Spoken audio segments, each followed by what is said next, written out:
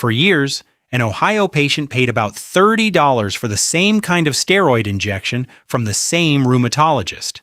Then the practice moved one floor up.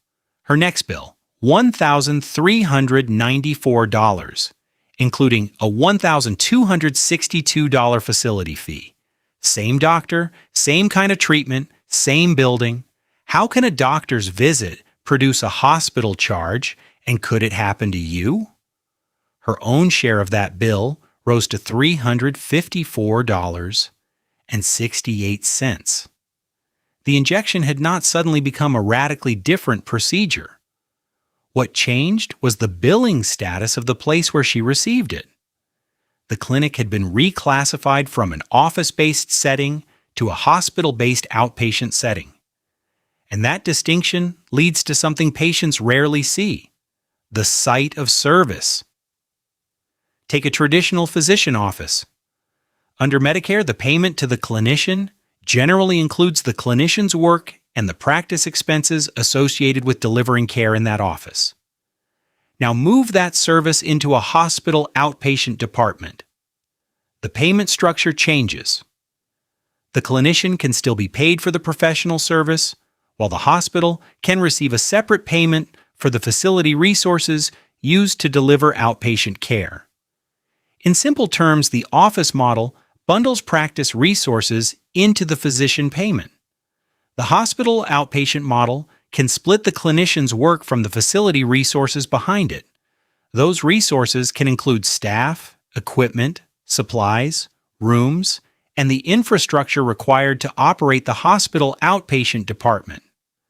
That separate institutional payment is where the idea of a facility fee comes from. It does not automatically mean the bill is wrong. It does not automatically mean the hospital did anything illegal.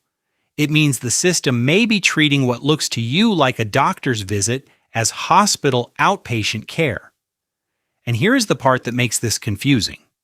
A hospital outpatient department does not have to sit inside the main hospital building. Medicare recognizes off-campus hospital outpatient departments, so you can walk into a medical office building that looks nothing like a hospital ward and still be receiving care in a location that is part of a hospital for billing purposes. The room can look ordinary. The billing identity can be completely different. That matters because patients are trained to ask one question before an appointment: is my doctor in network? But that may not tell you everything about how the location itself will be billed. A doctor can be in network, while the site of service still changes the way the visit is priced and the way your share is calculated. And this is where the story becomes larger than one strange bill. Hospital systems have been buying and affiliating with physician practices for years. The Government Accountability Office reported that at least 47% of physicians were employed by or affiliated with hospital systems in 2024, up from less than 30% in 2012. That does not mean 47% of doctors charge facility fees. It means hospital physician consolidation has become a major part of the healthcare market. And when ownership changes, the economics of a medical office can change with it. Research reviewed by the GAO found that hospital physician consolidation can, though not always, increase prices and spending. In Medicare, part of the reason is site of service. When services that could be provided in physician offices shift into hospital outpatient departments, Medicare may pay more for the same type of service.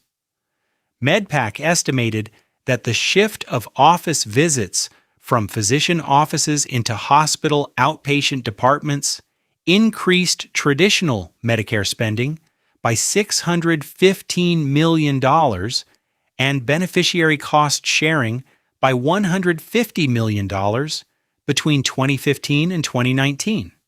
Commercial insurance works differently. Private insurers negotiate their own contracts and prices, so you cannot take a Medicare payment rule and assume it produces the same bill for a privately insured patient. But the broader pricing effect does not disappear.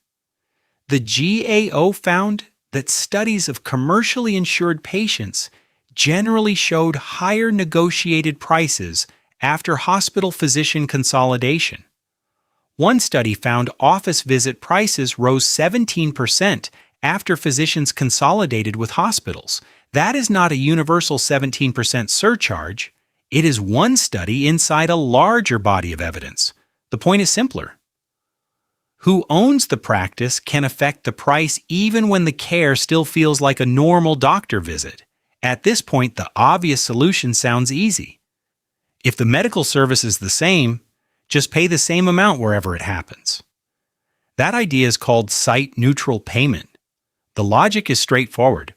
If a service can be delivered safely in a physician office or a hospital outpatient department, paying more simply because it happens in the higher-paid setting can create an incentive to move care into that setting. But hospitals argue that the two settings are not economically identical. A hospital outpatient department is part of a larger institution that may carry costs an independent practice does not. Hospitals maintain emergency capacity, operate around the clock, face hospital-level regulatory requirements, and often treat more medically complex patients. The American Hospital Association argues that cutting hospital outpatient payments down to physician office levels can ignore those obligations and may threaten access, especially in rural and underserved communities. So the real fight is not whether hospitals have costs. They clearly do. The harder question is this. When a routine service can be performed safely in different settings, how much extra should the payment reflect the institution behind the room? That argument is still active. Medicare has been expanding site-neutral payment policies for certain services in off-campus hospital outpatient departments, and CMS has proposed extending that approach further.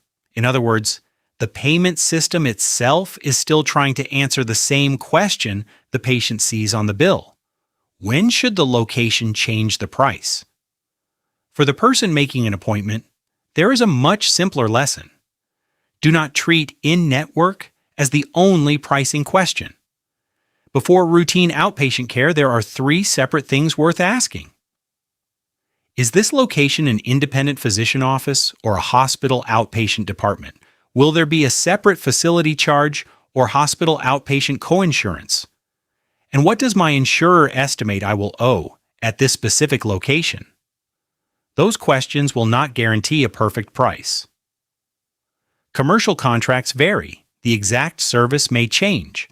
Not every hospital-owned practice produces the same billing result, but they can reveal the part of the transaction that is easy to miss. For some Medicare patients at qualifying off-campus hospital outpatient departments, federal rules also require written notice of potential additional hospital coinsurance before the service under specified conditions. That is a specific Medicare protection, not a promise that every patient with every insurance plan will know the final bill in advance. And that distinction matters. Go back to the Ohio patient. The elevator ride did not make the injection more valuable. The key change was that the clinic had moved into a different billing category. Once the category changed, the economics of the visit changed with it. That is the hidden mechanism behind some facility fees. A medical office can look like a normal doctor's office. The doctor can be the same. The care can look routine. But if the location is part of a hospital outpatient department, the bill can follow a different payment system. So before asking only, is my doctor in network? There may be one more question worth asking. What kind of place financially am I actually walking into?